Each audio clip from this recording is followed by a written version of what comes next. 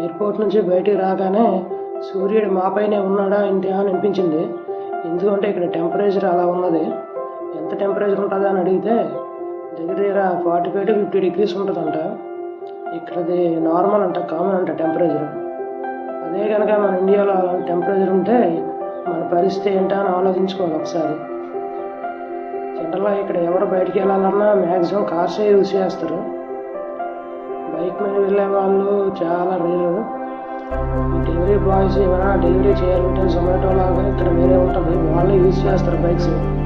వాళ్ళు కూడా కంప్లీట్గా కవర్ చేసుకుని బాడీ అంతా ఉంటారు. ఎందుకంటే ఈ టెంపరేచర్కి బయటికి రావడం అంటే బైక్ మీద ఇంపాసిబుల్.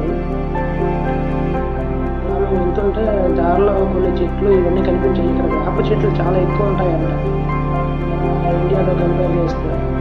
ఎక్కువ పెరిగే వేప చెట్లు.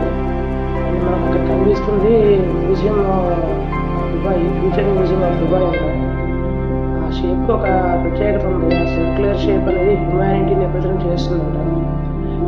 గ్రీన్ కలర్ది ఎర్త్ లాగా ఉంటుంది.